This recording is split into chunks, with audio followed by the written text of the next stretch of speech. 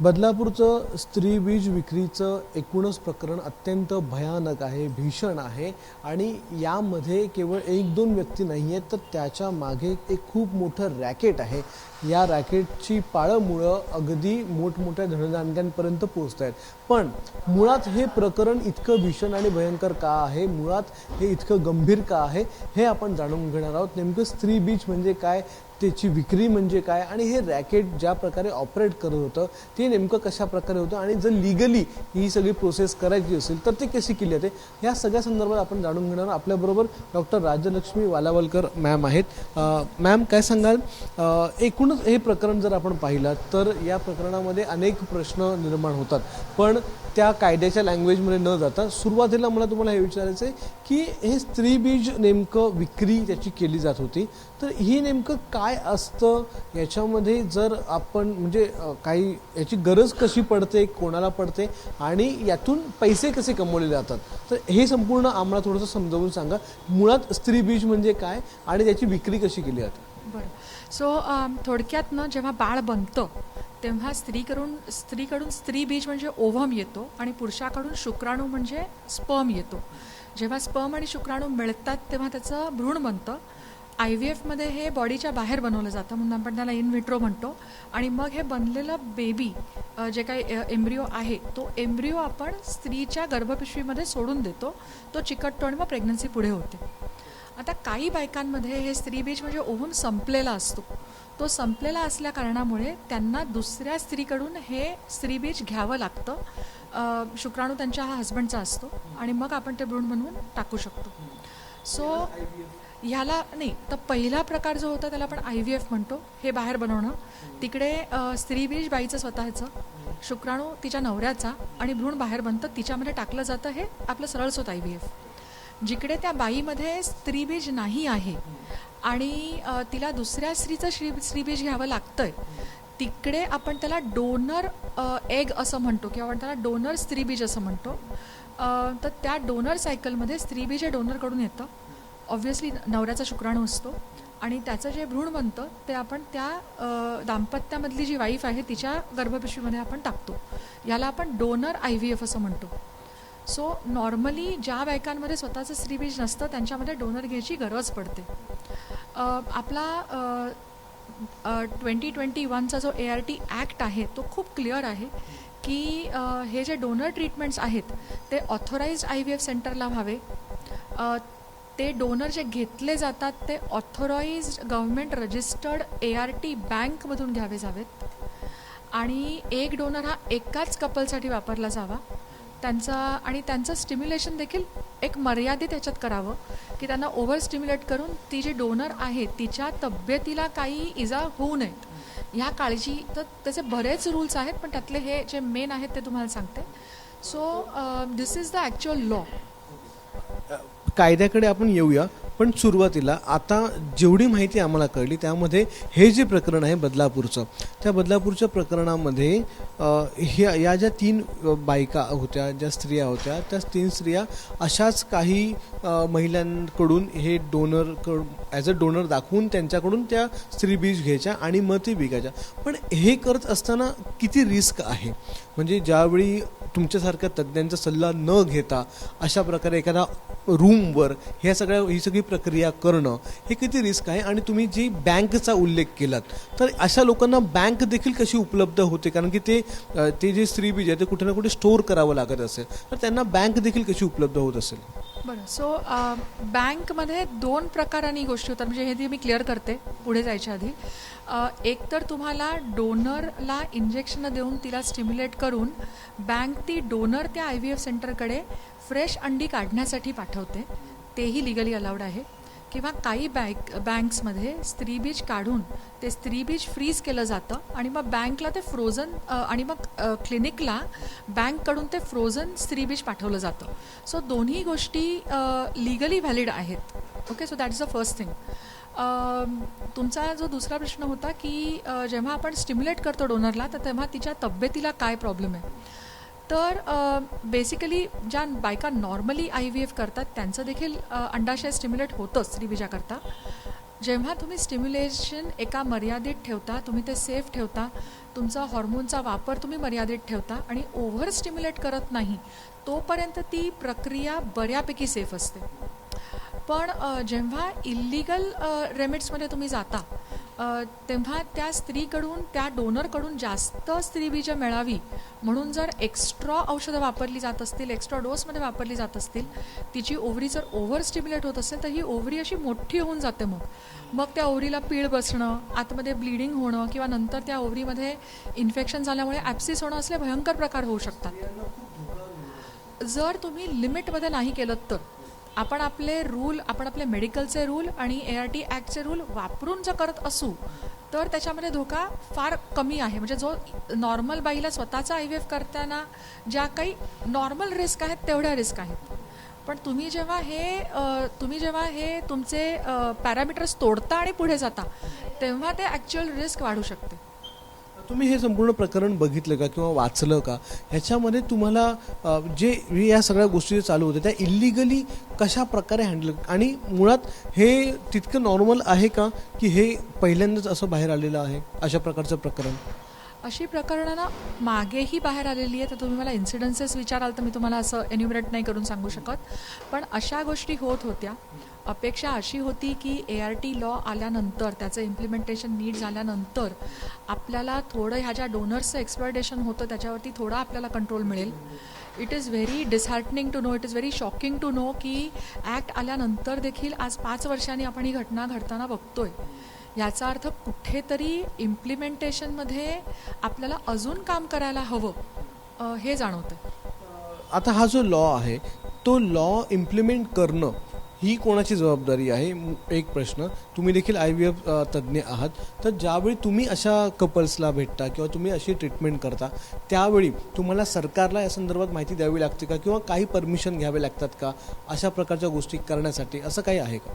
Okay, so permissions ART law ॲक्टच्या under तुम्हाला level 2ची परमिशन लागते. लेव्हल 2च्या परमिशन नंतर आता गव्हर्नमेंटची सेंट्रल डेटा कलेक्टिंग सिस्टीम सुरू होती आहे की जिकडे प्रत्येक सिलेक्ट केलेल्या डोनरचे ART बँककडून डोनरचे सगळे डिटेल्स ऑलरेडी अपलोड होत आहेत, पण सेंटरकडून ती डोनर कुठल्या कपलसाठी वापरली गेली, किती अंडी मिळाली, तिचं काय झालं शेवटी, ह्या सगळ्या गोष्टी अपलोड करायची ही सिस्टीम आत्ता राबवली जाणार आहे. त्याच्यामुळे थोडा अजून कंट्रोल आपल्याला मिळायची होप्स आहेत की आपल्याला अजून थोडासा कंट्रोल बेटर मिळेल. सॉरी, तुमच्या प्रश्नाचा दुसरा पार्ट होता. अशा प्रकारच्या गोष्टी करत असताना सरकारला त्या संदर्भात माहिती कळवावी लागते का किंवा असे काही परमिशन घ्याव्या लागतात का या लॉच्या मार्फत? परमिशन तर आपण लॉच्या थ्रू परमिशन तुम्हाला ऑलरेडी, म्हणजे तुमचं जेव्हा रजिस्ट्रेशन होतं क्लिनिक म्हणून किंवा बँक म्हणून तेव्हा त्या परमिशन्स येऊन जातात आणि माहिती कळवण्याचं ART बँक ऑलरेडी अपलोड करते. सो जे लिगली होते ते ऑलरेडी सगळं डेटा अपलोड होतोय. हा लॉ इम्प्लिमेंट करण्याची जबाबदारी कोणावर असते? आरोग्य विभागावर असते? ही जबाबदारी खरी तर प्रत्येक नागरिकाची आहे. ही जबाबदारी आपण सगळ्या गोष्टी गव्हर्नमेंटवर नाही टाकू शकत, आपण सगळ्या गोष्टी हेल्थ डिपार्टमेंटवर नाही टाकू शकत. आज एक सेन्सिबल IVF कन्सल्टंट म्हणून ती जबाबदारी माझीही आहे, माझ्याकडे येणारे कपल जे ट्रीटमेंट मागतात त्यांची पण आहे. मी ज्यांच्याबरोबर डील करणार आहे ती मी प्रॉपर रजिस्टर्ड ART बँक घेते, ही माझी जबाबदारी आहे. पण ती ART बँक इल्लिगल काम करणाऱ्यांबरोबर काम करत नाही आहे, ही जबाबदारी त्यांची आहे. त्याच्यामुळे आणि जे डोनर म्हणून जाता आहेत त्या बायकांना अजूनही त्यांचे लिगल राईट्स किंवा लॉ काय आहे हे माहिती नाही आहे, पण खरं तर त्यांची ही जबाबदारी पडते. ती तुम्हाला जर एखाद्या क्लिनिकमध्ये नेलं जात नाही आहे, तुम्हाला जर एखाद्या खोलीत जर तुमचं इंजेक्शन्स चाललेली आहेत, तुम्हाला परस्पर कुठेतरी तुम्ही कुठे जाणार हेही तुम्हाला आधी माहिती नसेल, असे जर प्रकार होत असतील तर बाईला स्वतःलाही कळलं पाहिजे ना की बाबा हे मला का डिटेल माहिती नाही आहेत. कारण नॉर्मली जर तुम्ही हे प्रॉपरली लिगली केलं तर म्हणजे जसं माझ्याकडे डोनर आम्ही कधी करतो, कधीतरी गरज पडते आपल्याला करायला, जेव्हा ART बँककडून डोनर येते तेव्हा त्या डोनरचा प्रॉपर इन्शुरन्सही काढला जातो की ती कम्प्लिटली कव्हर्ड राहते. आमच्याकडे प्रोटोकॉलप्रमाणे, आणि हे आम्ही आधी करत होतो, प्रोटोकॉलप्रमाणे आम्ही त्या डोनरला तिचा अंडाशय कम्प्लिटली सेटल होऊन ती कम्प्लिटली स्टेबल होईपर्यंत आम्ही त्या डोनरला डिस्चार्ज आमच्याकडूनही देत नाही. सो जबाबदारी विचाराल तर जबाबदारी ही प्रत्येक माणसाची आहे, आपण कोणावर तरी ढकलून ते काम नाही होत. मला आता शेवटी सरता प्रश्न राहिला पैशांचा, कारण की या सगळ्या गोष्टी ज्या आहेत, ज्या क्रिमिनल गोष्टी आहेत, त्या शेवटी पैशांसाठी केल्या जातात. आता या देखील ज्या बायका आहेत त्या काही हजारांसाठी, काही पैशांसाठी त्या सगळ्या गोष्टी करत होत्या. त्यातल्या एकीच्या पत्नीने सांगितलं माझी बायको तर फक्त मीडिएटर होती, तिचा थेट इन्व्हॉल्वमेंट त्यामध्ये नाही आहे वगैरे, त्याने बचाव करायचा प्रयत्न केला. इतर ज्या बायका आहेत त्यांचं असं म्हणणं आहे की आम्ही तर आम्हाला वरतून डिमांड आहे, आम्ही पाठवायचो, अशा सगळ्या गोष्टी आहेत. काय वाटतं तुम्ही ज्यावेळी एखादी लिगली IVF प्रोसेस ज्यावेळी किंवा डोनर IVF प्रोसेस करायची असेल किती खर्च येतो, आणि अशा प्रकारे ज्यावेळी यांच्या थ्रू ज्यावेळी अशा प्रकारचे IVF हे होते इल्लिगली, त्यावेळी त्याच्यामुळे पैसे वाचतात की अधिक द्यावे लागतात, काय नेमकं? बघा, इलिगल तुम्ही करत नाही. कोणी अप्रोच केलं असेल तरी पूर्वीच्या काळात तरी आम्ही सरळ नाही सांगितलेलं आहे, कारण आम्ही पहिली गोष्ट बघतो की तुमची बँक रजिस्टर्ड आहे का आणि त्यांच्याबरोबर आमचा प्रॉपर MOU झालेला आहे का. त्याच्यामुळे इलिगल बाबतीत मी तुम्हाला जास्त इन्फॉर्मेशन नाही देऊ शकत. लिगली एक ॲडमिनिस्ट्रेटिंग चार्ज असतो, त्या डोनरला तिचे ब्लड्स आणि जे करायचे असतात त्याचा चार्ज असतो, कारण ते आपल्याला तिचं इन्व्हेस्टिगेशन करून घ्यायला लागतं. त्याच्यानंतर तिचं येणं जाणं जे तिला लागतं ते, तिचा त्या काळातलं न्यूट्रिशनचा खर्च उचलला तरी तो मला वाटत नाही की तो गैर आहे. आणि तिचं जे आपण इन्शुरन्स काढतो एवढं. आपल्याकडे अकॉर्डिंग टू लॉ डोनेशन हे अल्टुरिस्टिक होतं, त्याच्यामुळे सध्या ते तसे चार्जेस असतात. बँक आपल्याला चार्जेस कळवते डोनरचे. आपल्याला डोनरचा प्रोफाईल आवडला तर मग आपण ती डोनर सिलेक्ट करतो, मेडिकली फिट असेल तर आपण सिलेक्ट करतो आणि आपण पुढे जातो. या प्रकरणामध्ये मॅम त्यांनी वेगवेगळे आय कार्ड वापरलेत, वेगवेगळे आधार कार्ड वापरले, म्हणजे डोनर सेम असायचा पण वेगवेगळे आय कार्ड वापरून वेगळे. तर असं करणं आणि ते लक्षातच येऊ नये, तर यामध्ये कोणकोणत्या स्तरावर यामध्ये इन्व्हॉल्व असू शकतं? कारण की मी ज्या डॉक्टरांशी बोललो, काही सूत्रांच्या माहितीच्या आधारे देखील तुम्हाला सांगतो की त्यांचं असं म्हणणं आहे की सोनोग्राफिक सेंटर देखील त्यामध्ये इन्व्हॉल्वमेंट आहे, कारण की ही गोष्ट घरी होऊ शकत नाही, त्यासाठी तज्ज्ञ डॉक्टर देखील लागतात. तर काही डॉक्टर देखील त्याच्यामध्ये आहेत, काही IVF सेंटर देखील त्याच्यामध्ये आहेत. तर ही लिंक जी आहे या प्रकरणाची कुठपर्यंत जाऊ शकते किंवा याच्यामध्ये कोण इन्व्हॉल्व असू शकतं? तुम्हाला आधी तर कम्युनिटीमधून ह्या बायका रिक्रूट कशा होतात हे बघायला पाहिजे, की रिक्रूट कोण करतं आहे, रिक्रूट ह्या कशा केल्या जातात. त्या रिक्रूट केल्यानंतर त्यांच्या एकाच बाईची जर 3 आधार कार्ड बनत असतील तर ती आधार कार्ड कशी बनतात, कारण आमच्याकडे नॅशनल रजिस्ट्रीवरती देखील ART बँक जेव्हा रजिस्टर करते ती आधार कार्डाने रजिस्टर करते. सो तुम्ही जर नाव बदलत असाल थोडंसं आणि तुम्ही आधार कार्ड जर वेगळं वेगळं घेत असाल तर ती लिंक एक बघायला पाहिजे की आपल्याकडे खोटी आधार कार्ड निघत आहेत तर आपल्याला ते कुठेतरी, कारण माझ्याकडे जेव्हा डोनर येते आम्हीही चेक करतो, आम्ही बँकला चेक करायला सांगतो, बँकही चेक करते. ती आधी रजिस्टर्ड नाही कळली आहे तर मी घेणार, पण मला मग आता मलाही भीती वाटते की माझ्याकडे आलेली डोनर खोटा आधार कार्ड घेऊन नाही आली कशावरून. त्याच्यामुळे ह्यांनी काय होतं आहे माहिती आहे का, की 1 किंवा 2 लोक किंवा एक ग्रुप जेव्हा इलिगल गोष्टी करतो ना तेव्हा लॉला धरून काम करणाऱ्या डॉक्टरांवरती देखील संशय निर्माण होणार आहे. आणि ह्याच्यामध्ये अनफॉर्च्युनेटली ना सोसायटीचा विश्वास उडणार आहे मेडिकल फील्डवरतून. पण खरंच तसं सगळे तसे नसतात हो. त्याच्यामुळे ते आधार कार्ड कुठून आली ते आपल्याला बघायला पाहिजे. आणि बँक असायची शक्यता कमी आहे, लक्षात घ्या, कारण बँकला प्रत्येक गोष्ट ही गव्हर्नमेंटला डिक्लेअर करायला लागते. पण बँकला कोणी फसवत असेल आणि ते बँकला कळलं नसेल तर काय. सो कुठेतरी एक क्रिमिनल मास्टर माइंड आहे हू नोज द सिस्टम आणि who knows how to break the system. Unfortunately आपल्याला ते कळलं तर मग अशा गोष्टी पुढे त्याच्यावरती आपल्याला काहीतरी मी सामान्य लोकांच्या माध्यमातून तुम्हाला एक प्रश्न विचारतो. आता एखादं कपल आहे किंवा एखादं जोडपं आहे ज्यांना नैसर्गिकरित्या अपत्य प्राप्त होत नाही, ती लोक IVFसाठी पर्याय निवडतात. सेफ पर्याय आहे, अतिशय चांगला पर्याय आहे. पण त्या कपलला कसं कळेल की इल्लिगली माझ्यापर्यंत या सगळ्या गोष्टी आल्यात? जे कपल येतात त्यांना जर अलर्ट राहायचं असेल अशा सगळ्या गोष्टींपासून, इल्लिगल गोष्टींपासून, तर त्यांनी कसं राहावं? ते काही असं काही हे आहे का की त्यातून ते ओळखू शकतात किंवा ते रिचेक करू शकतात, डॉक्युमेंट हे करू, असं काही आहे का? कपल्ससाठी काय सांगाल?